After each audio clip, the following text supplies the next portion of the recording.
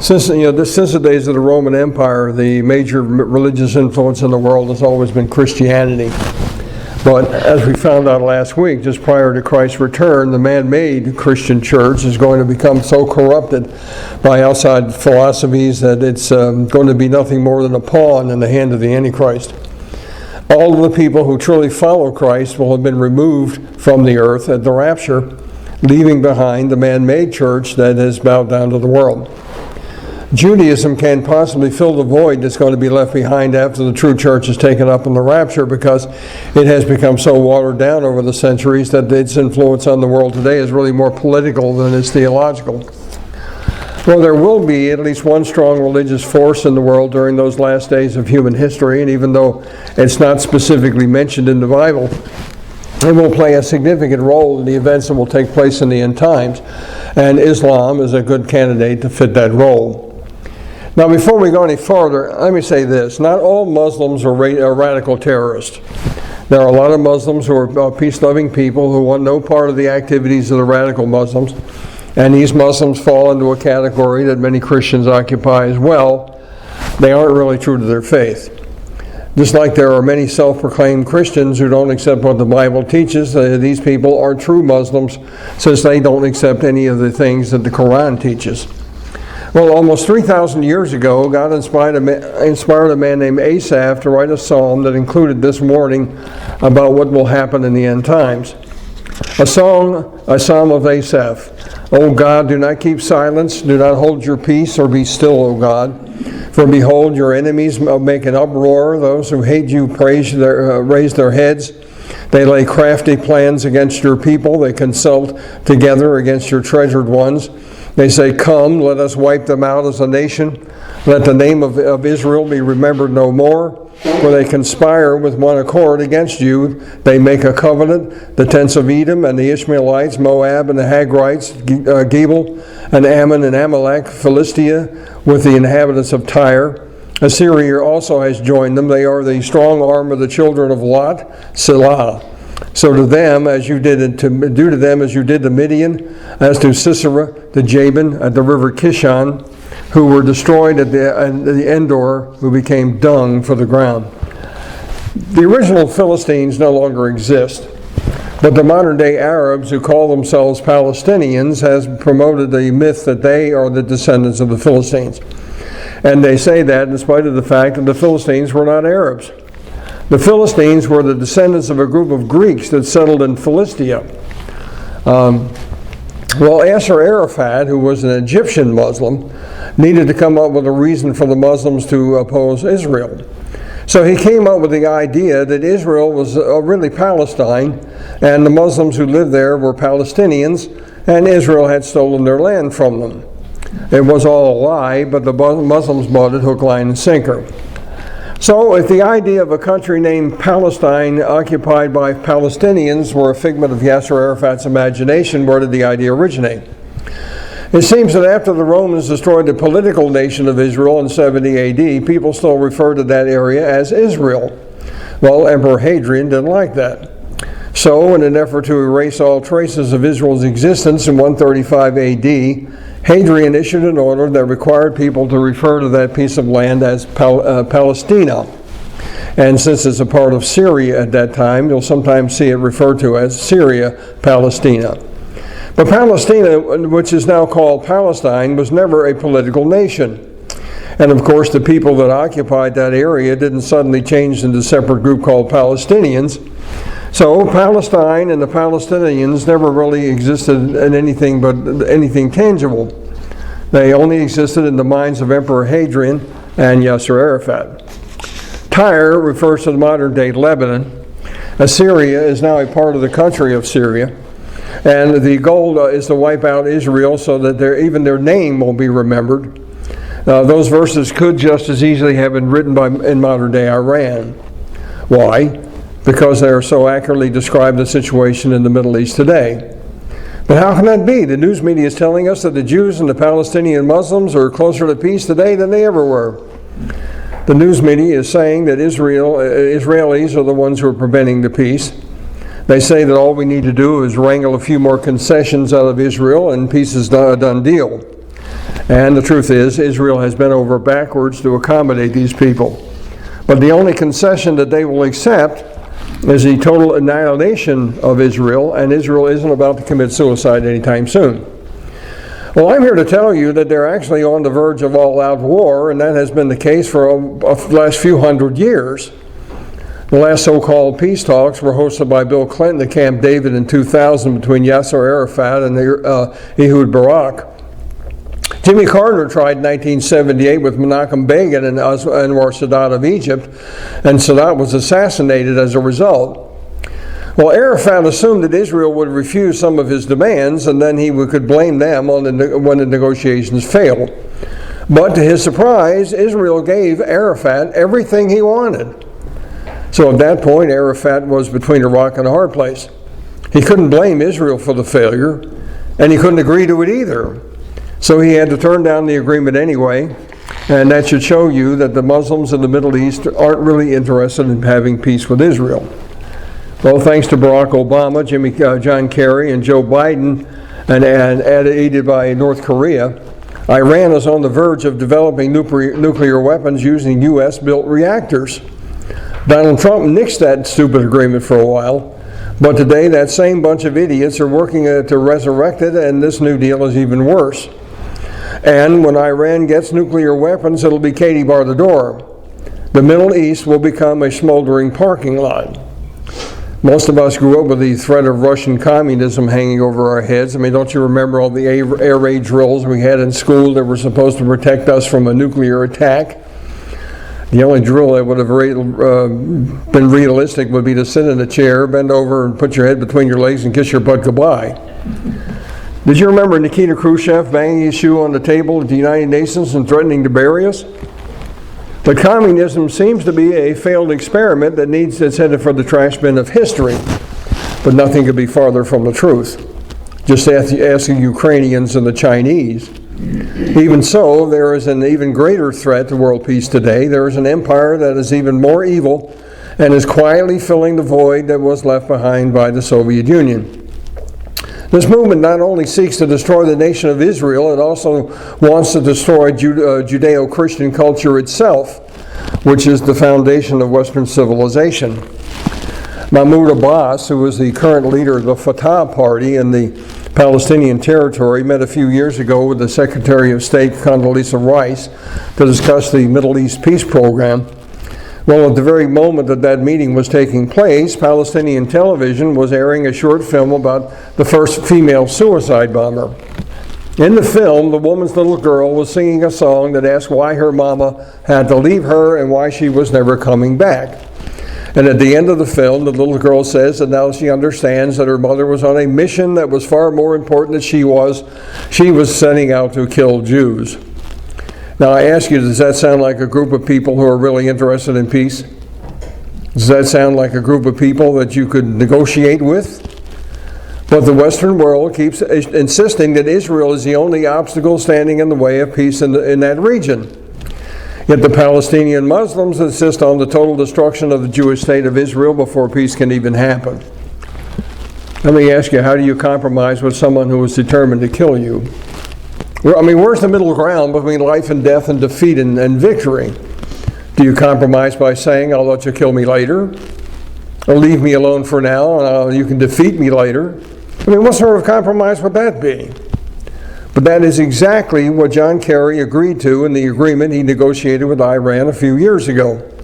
The Muslims say that the only thing that will make them stop their jihad against Israel is Israel's total destruction. So the only thing that Israel could do to make Muslims happy would be to commit suicide.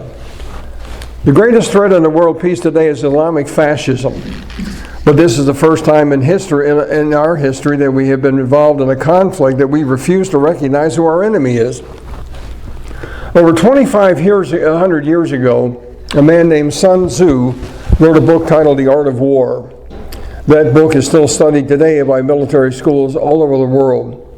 In it he said, if you know your enemy and you know yourself, you will not be imperiled in 100 battles. If you do not know your enemies, but know yourself, you will win one and lose one. If you do not know your enemies, nor yourself, you will be imperiled in every single battle. Well, you don't have to be a rocket scientist to know who our enemies are today, but we choose to ignore them. And we also lie to ourselves by telling ourselves that there is no way that we could be defeated, so we really don't need to build up a strong military. So we set ourselves up for defeat. Like I said a few weeks ago, since the breakup of the old Soviet Union, they're actually selling their weapons to the rest of the world, and especially to the Muslim world. Did you notice that the jets that Poland offered to Ukraine were Russian-built MiG-29s? This scenario has been exacerbated by the fact that the countries of the old Soviet Union are now basically bankrupt and in need of cash. So what better way to raise cash than to sell the arms to the oil-rich Muslims in the Middle East? Russia has sold billions of dollars worth of weapons to Iran and Syria in recent years. And let's not forget the $80 billion worth of U.S. military equipment that Joe Biden left behind for the Taliban radicals in Afghanistan. And I have no doubt that the Russians and the Chinese have some of those weapons and are studying our technology right now to find out how they can defeat it. All Biden needed to do was bomb that stuff to destroy it, but he's not that smart. History has proven that the greatest threat in life are the ones that you don't recognize. The sad thing is, this is not the first time that a threat came from the Middle East and we have ignored, the Western world has ignored it.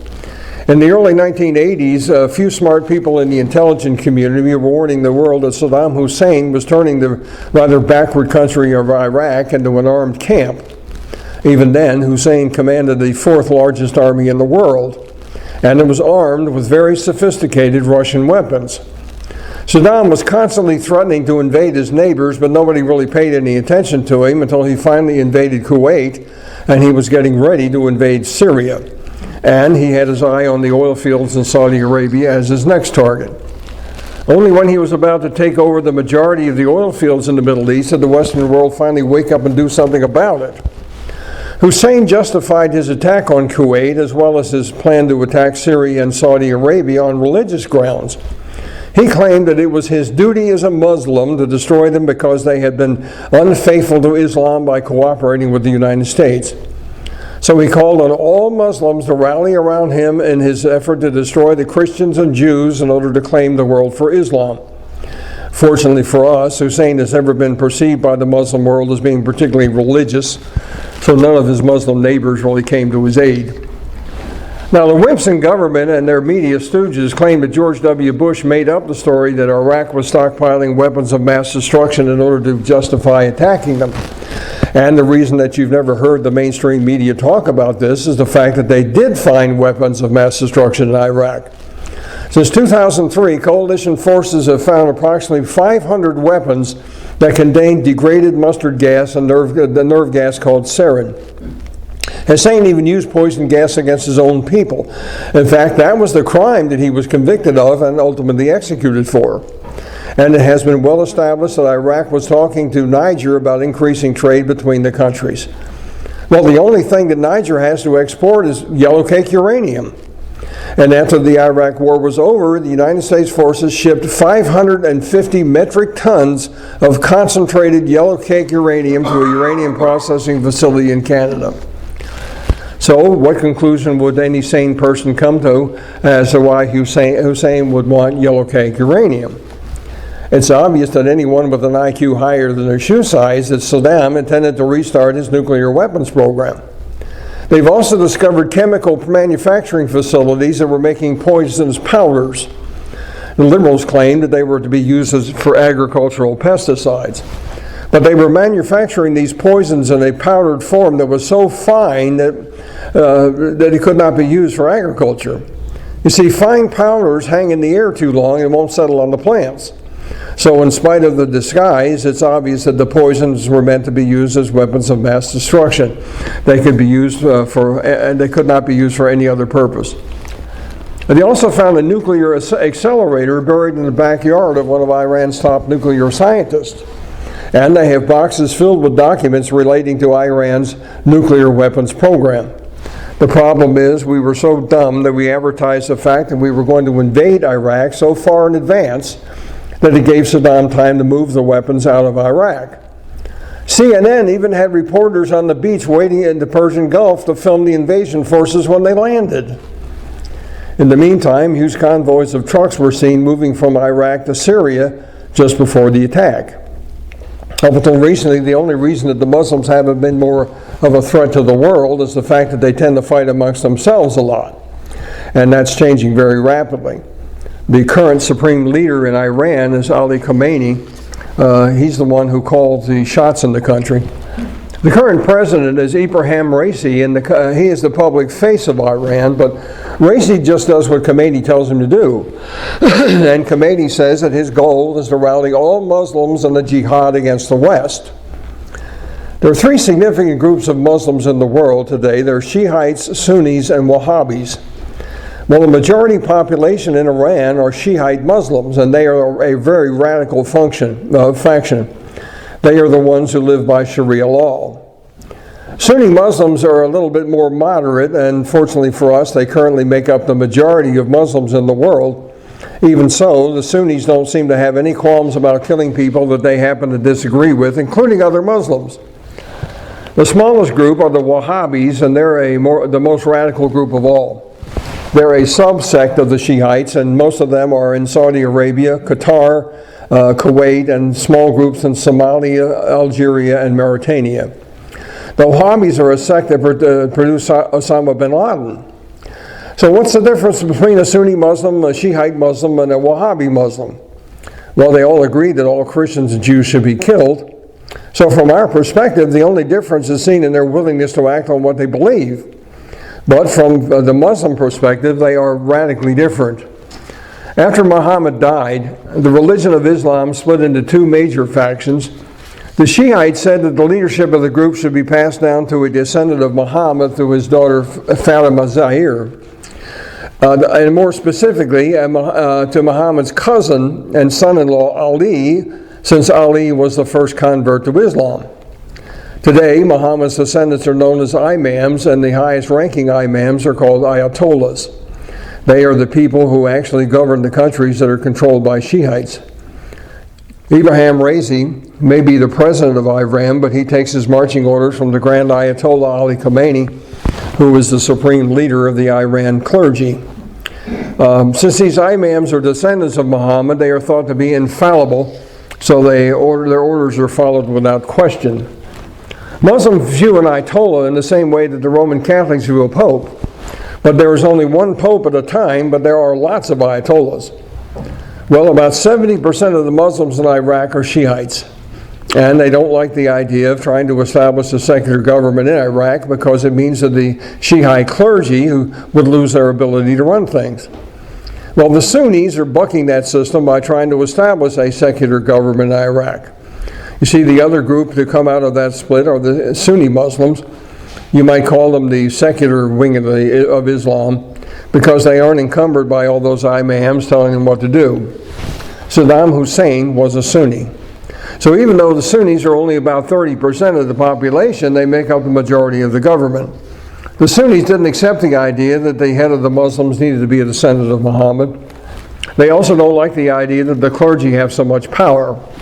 The Sunnis feel that the leader should be a person who best demonstrates the example set by Muhammad in his life, and they thought that this leader should be chosen by majority vote.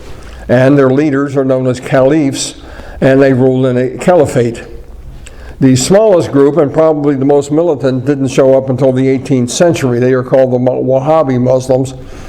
This group broke away from the Shiites to follow a heretical Muslim cleric by the name of Muhammad ibn Abdul Wahhab. Wahhabis see the role in life as the reunification of all Muslims, and if necessary, that can be accomplished at the point of a gun. Well, this very volatile situation has been made worse by the fact that both the Iranian president, Ibrahim Raisi, as well as the supreme leader, Ali Khamenei, belong to an Islamic messianic cult called the Twelvers. They are also very close to the Muslim Hajjita society. Those people see their call in life as the ones who are going to facilitate the return of the 12th Imam, known as the Mahdi, which means guided one. And they feel that they are to accomplish this by, the way they put it, the creation of chaos on the world.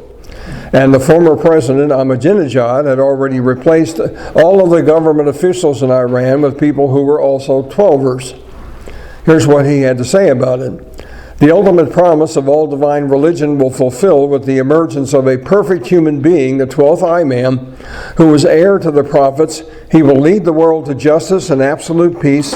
Almighty Lord, I pray to you to hasten the emergence of your last repository, the promised one.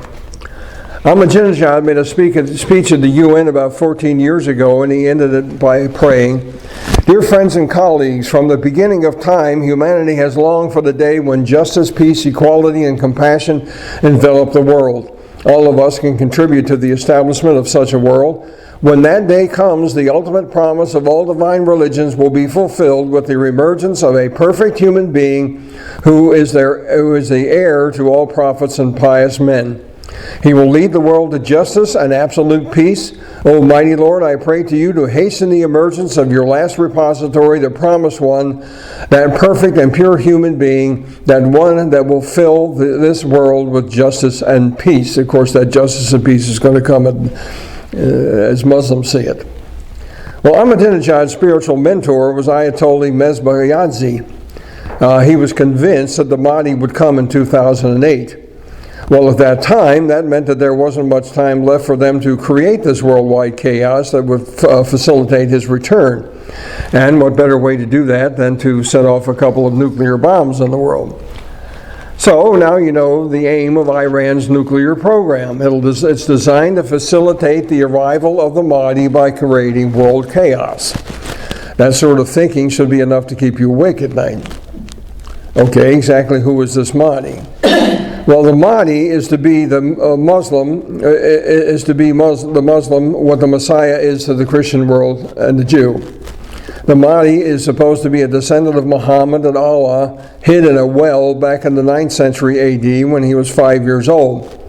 The Mahdi is supposed to return in the last days to destroy all non-Muslims and establish a Muslim world order. According to Shiite Muslim teaching, the Mahdi is supposed to return just after the second coming of Christ. You see, they teach that Jesus is going to return and declared to the world that he is a Muslim, and he will correct all the false practices that Christians and Jews have worked into Islam. In other words, he is going to eliminate all other religions except Islam. Well, as a part of that process, Jesus will defeat the Antichrist, known to the Muslims as Al-Masih or Al-Dajjal, and then Jesus will join the Mahdi to destroy all non-Muslims as well as every sect of Islam except for their own. So the Sunnis think that he's going to destroy the Shiites, and the Shiites think he's going to destroy the Sunnis. Now, the obvious question is, should we really be worried about that? I mean, is that really enough military power in the Muslim world to threaten Israel and the West? And once they get nuclear weapons, the answer to that is a very emphatic yes. Well, the Obama administration did everything in their power to facilitate that happening, and the Biden administration is following in their footsteps. The Russians sold Iran and Syria over $7 billion worth of weapons a few years ago, including a few Kilo-class diesel submarines that can carry missiles. Then, aided by North Korea and protected by the Red Chinese, Iran is about to make their own nuclear bomb. And they're modifying North Korean missiles to give them the needed range to hit both Israel and Europe. And believe me, Iran would love nothing better than to supply nuclear weapons to Al-Qaeda, Hamas, Hezbollah, Fatah, the PLO, and other groups like them. We found out a few weeks ago that the Bible says that Egypt will be the political leader of the Muslim coalition in North Africa. But Iran will be the leader of the Muslim coalition in the Middle East. And they're going to join forces with the Russians against Israel. This trend started when, in 1992, Ayatollah Ali Khamenei of Iran met with leaders of the Lebanese terrorist party Hezbollah and congratulated them on their terrorist activities. Iran very openly supports international terrorism by supporting both Hezbollah and Hamas. The Islamic view of heaven is that it's a giant Playboy mansion in the sky, and Muslim terrorists are being told that if they die killing non-Muslims, They will immediately go to paradise and have eternal life with their own harem of 72 virgins. Now, we don't have time to get too deep into this, but the Muslim concept of God is this. They see Allah as being a God that man cannot approach. He's sort of a distant God that controls everything in the world but has no personal relationship with people. They teach that salvation comes through doing good works, and the best work to do is to die as a martyr while you're killing Jews and Christians. But they also feel that Allah will force men to do both good works and evil works. So they feel that if they do something that's evil, it's okay because Allah made them do it. The bottom line is this: as far as salvation is concerned, the Muslim has no way of knowing if he's going to get into heaven or not. Whether he goes to heaven or hell is purely a result of what sort of mood Allah happens to be in on any given day. There is only one way that a Muslim can be guaranteed a place in heaven. He must die as a martyr, killing the enemies of Islam. It's the same kamikaze mentality that we saw in Japan toward the end of World War II. The Japanese considered it an honor to die for the emperor. You see, the majority religion in Japan is Shintoism, and Shintoism revolves around ancestor worship. So they felt that dying for the emperor would guarantee them an honored place among their ancestors. Now just imagine what that would mean in an age where a nuclear bomb can be carried in a suitcase. Then think about all the nuclear weapons that are stockpiled in the various republics of the old Soviet Union, 6 of which are controlled by Muslims. Since the defeat of Saddam Hussein in Iraq, Americans seem to feel that a lasting peace can be established in the Middle East by addressing the main point of Arab discontent, namely getting Israel to return to the borders that it held before the Six-Day War in 1967. And that would require them to turn over control of the half of Jerusalem to the Muslims. Trust me, that ain't going to happen. Besides, Muslims won't settle for anything less than the total destruction of Israel. We seem to forget that after the Gulf War, Iraq was left with most of its military structure intact. And almost all of the Muslim countries in the Middle East have active chemical weapons programs which are supported indirectly by Ren China and funneled through North Korea. And the Chinese are trying to develop biological weapons. COVID-19, anyone? You see, the Muslims see chemical weapons as a poor man's nuclear bomb. And their ultimate goal is to play with the big boys and produce and deliver nuclear warheads. And most Middle East watchers agree that they should be able to do that within the next year or two. Like I said, the Red Chinese are also supplying nuclear technology to the Muslims by funneling it through North Korea. You see, it takes plutonium to make nuclear bombs, and plutonium is very hard to produce. But it is a byproduct of certain types of nuclear power plants. And most of the nuclear technology that's made its way into the Muslim world today comes disguised in the form of aid in building nuclear power plants. Now I ask you, when the Arabs are floating on a sea of oil, why would they want a nuclear power plant unless it was to produce weapons-grade plutonium? Don't worry, they gave John Kerry their word that they only have the most peaceful of intentions, and he was stupid enough to think that they were actually telling him the truth. Now the rallying point of all this is Islam. Islam is the fastest growing religion in the world today, and the fastest growing growth is taking place in radical groups like the Shiites and the Wahhabis. The largest religion in the world used to be Roman Catholicism with 1.1 billion followers. Catholics make up 50.1% of the Christians in the world. Islam now has almost 2 billion followers. That's a 400% increase over the last 20 years. So as the Christian faith shrinks, Islam is growing like gangbusters. And what that means is 1 out of every 5 people in this world is going to be a Muslim. Now, even though Islam originated with the Arabs, only about 20% of the world's Muslims are actually in Arab countries. There are 400 million Muslims in Pakistan, Bangladesh, and India. Iran and Turkey have about 110 million more. Many of the newly emerging nations in Africa are turning to Islam. And every country in the world that is currently being governed by Muslims was taken over by armed force. Estimates say that if we last that long, by the year 2025, 25% of the world will be Muslim. Muslims now control, to some extent, 50 of the world's most important countries. 6 of the southern republics of the old Soviet Union are controlled by Muslims. 70 of the world's 184 nations are considered to be a part of Dar al-Islam, which means the House of Islam. Many European countries are now having to deal with large Muslim populations that refuse to assimilate into the native culture. Instead, they set up Muslim enclaves within the country they live in, and the police in those countries refuse to go into those areas because it's too dangerous. If you don't believe me, go to Michigan. There are more Muslims in the United States today than there are Presbyterians.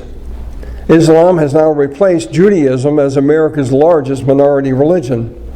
We refuse to allow Christian evangelism in prisons, but Muslims are evangelizing prisoners every day and nobody says a word. In many schools, children are issued prayer rugs and are being taught how to pray to Allah. They're doing it in the name of diversity. I call it indoctrination. Muslims are using Arab oil money to buy up abandoned Anglican churches in England in order to convert them to mosques. This is happening so fast that Muslims claim that England is going to be the first Muslim nation in Europe. There are over 1,200 mosques in the United Kingdom today.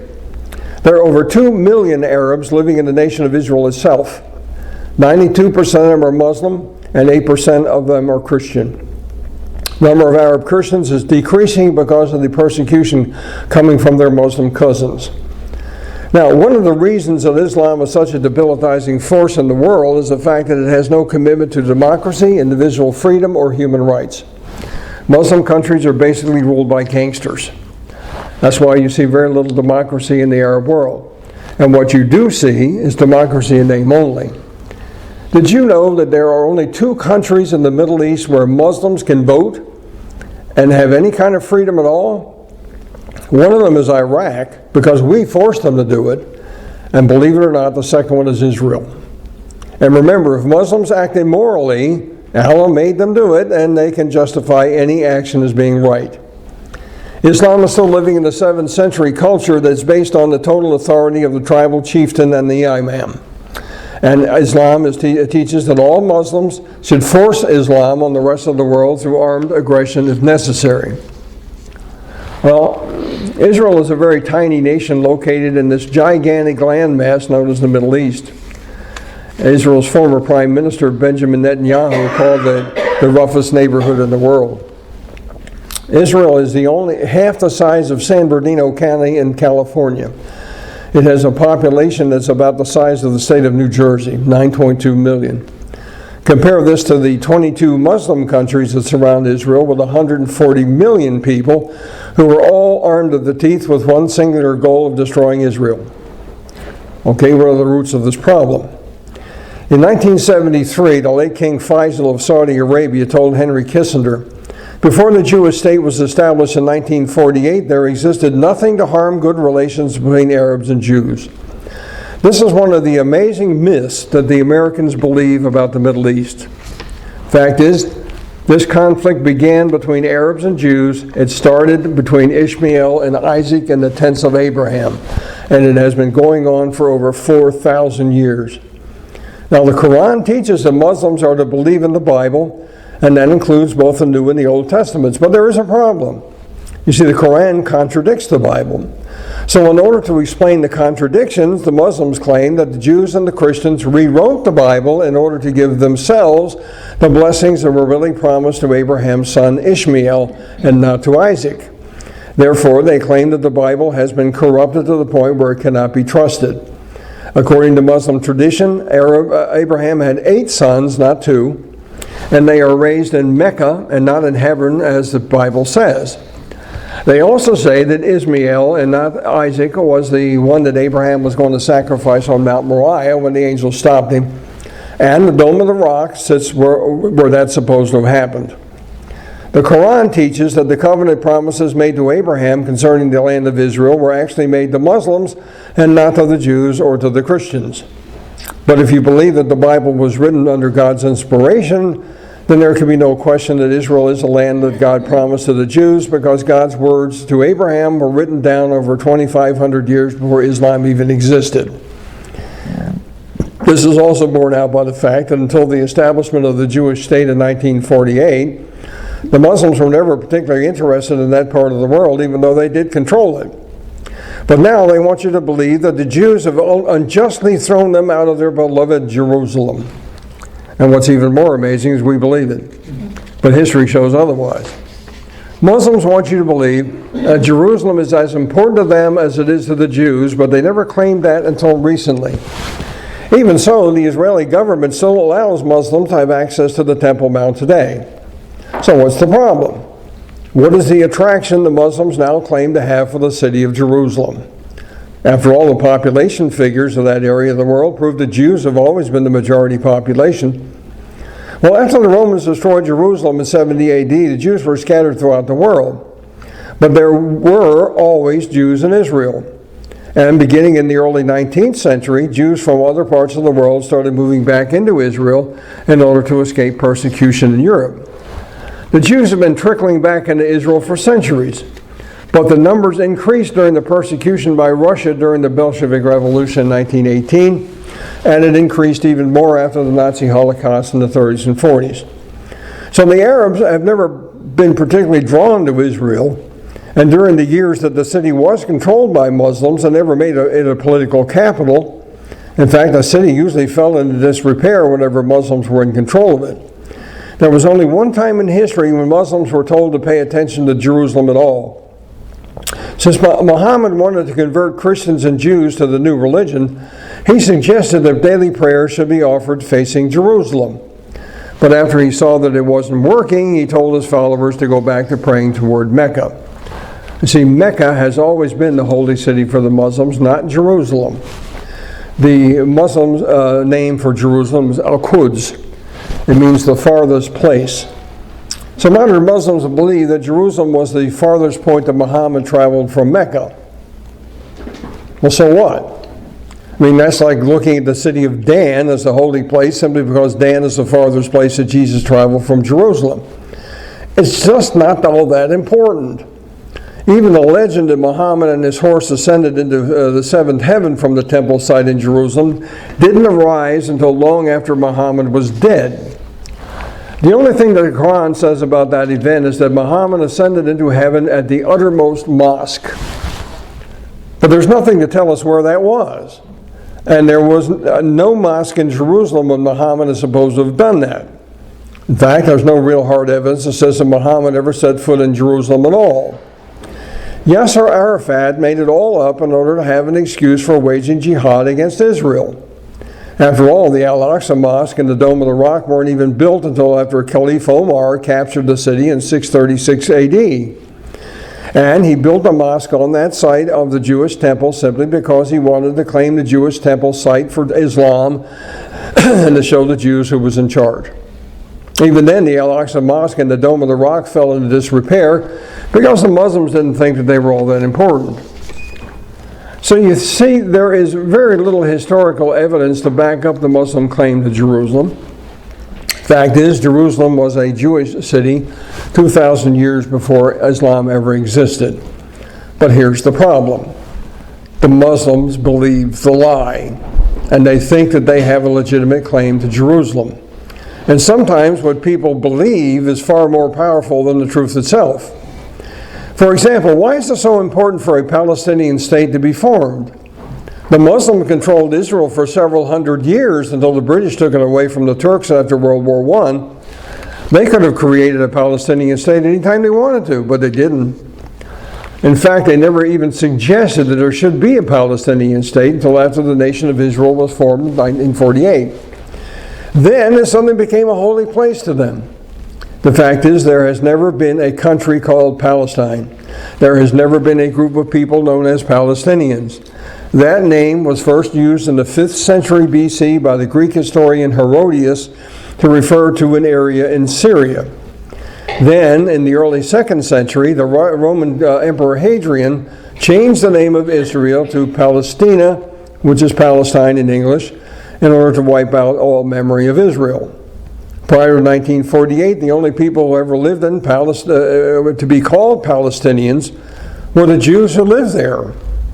Until then, it was called an Arab. To call an Arab Muslim a Palestinian would have been an insult. You see, the Palestinians were Jews. In fact, did you know that the Jerusalem Post newspaper used to be called the Palestinian Post? The point is this: the whole foundation on which Islam is built is based on lies. But there are lies that Muslims believe to be true.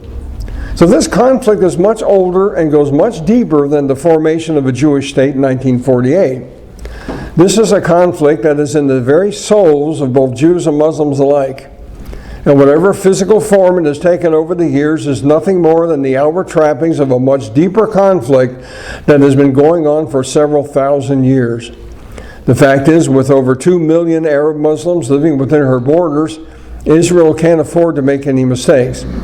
Remember, Israel is only 9 miles across in some places, and the capital city, Jerusalem, is only 35 miles from the border of Jordan. In this age of supersonic jets and rockets, a nation in that position can't afford to wait until someone attacks before they do something. It must strike first if it wants to be any hope of survival.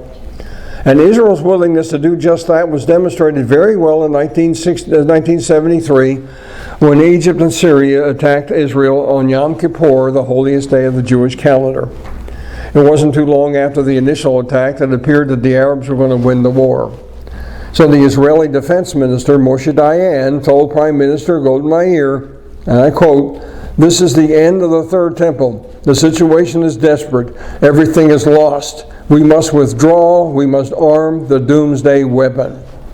Then on Monday, October 8th, 1973, just 2 days after the war started, Israel armed their nuclear missiles and ordered what they called the Samson option to be implemented. After 2,000 years of exile, the Jewish people would rather die than to be forced to leave Israel again. It was only because of some last-minute bluffing by an Israeli tank commander and some very surprising hesitation on the part of the Syrian commander that the Middle East didn't see all-out nuclear war on that day. That's how close it came. And believe me when I tell you this, Israel wouldn't hesitate for a moment to do the same thing today, especially since her position is weaker now than it ever has been. And that's especially true with Joe Biden in the White House. The only thing that prevented all-out nuclear war that day was the fact that 3 severely damaged Israeli tanks ended up destroying 60 Syrian tanks in one day. Every time the Western powers insist that Israel make concessions to the Muslims, the more likely it is that Israel will be placed in the position of using their nuclear weapons. So what you're looking at is a Mexican standoff, where both parties have their fingers on the trigger and neither one of them is afraid to be the first one to shoot. Now, the negotiations that are going on between the Palestinian Authority President Mahmoud Abbas and Israel are pointless because most Palestinian Muslims claim Abbas does not speak for them.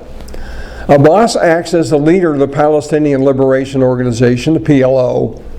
But after Arafat died, they put the terrorist group Hamas in charge at the last election. So the Hamas leader, Ismail Haniyeh, actually has more clout in the Palestinian territory than Abbas does. So exactly who are we negotiating with? You make a deal with Abbas and Hamas is going to ignore it. And the terrorist group Hamas controls the government in the Palestinian territory. You see, in spite of the fact that the Western world seems to think that negotiating with Abbas is the key to making the peace in the Middle East, Abbas is following in the footsteps of his mentor, Yasser Arafat. Well, Arafat once said, "Be assured that the many indignities heaped upon the Palestinian people since ancient times must and shall be avenged. Israel's policy in the occupied territories is little more than an extension of the imperialistic tactics of the conqueror Joshua. Surely the judgment of Allah is reserved for them until Palestine is transferred from Dar el-Harb to Dar el-Islam. Ishmael shall be avenged." He called the peace accord that was signed in Washington a stepping stone to that final destination. He went on to say, "This agreement, I am not considering it more than the agreement which had been signed between the Prophet Muhammad and the Quraysh." He was referring to a peace treaty that Muhammad had signed with the Quraysh tribe that controlled Mecca. That peace treaty gave Muhammad 2 years to build up his military, and when he was finally strong enough, he violated the agreement by conquering Mecca and beheading all the Quraysh leaders. Well, Arafat says that the Washington Agreement is the same thing. and Abbas is Arafat's protege. Does that sound like a man who wants to have lasting peace in Israel? He wants to make peace with Israel so that they won't attack him until the Palestinians get strong enough to destroy them. When Israeli helicopters killed Abdelaziz Razizi, Abbas condemned the killing. Does that sound like a man who wants to live peacefully with the Jews? He condemned the killing of a man who was committed to the destruction of Israel. You see, to the Muslim, peace treaties are only a way to keep your enemy from attacking you until you get strong enough to defeat him. But don't expect to hear any of that reported in the 6 o'clock news. The news guys only seem to want to print what the Muslims want you to hear. But they need to be printing what the people are saying, what those people are saying to each other, and not what they're saying to the Western news reporters. Westerners also seem to have misguided idea that Muslims look at everything in the same way and with the same moral standards that Christians do. And the idea that a Muslim might be lying never crosses their mind. To the news media, Americans and Israelis are the only ones who lie. That's why you'll hear them spouting the most outrageous claims about mistreatment coming from the prisoners at Guantanamo Bay as though they were absolutely true. But those men are being treated like kings. But the Quran teaches that Allah will forgive a person who lies and cheats or even commits murder if it aids the cause of Islam. Now, I have a lot more to say about this subject, but I need to put it to rest for a couple of weeks until we meet next time on April 24th. So tune in at that time, same channel, and we'll continue to look at the mind of Islam. I might not be a bad idea to listen to this lesson again on YouTube before then. That way it'll be fresh in your mind. That way you'll have part 1 and part 2. My plan was to have them both together, but since we can't meet the 10th, that's why we're splitting it up right now. But now, if you don't know how to look at it or listen to it on YouTube, see me after class, and I'll be glad to show you how to do it. It's not that complicated.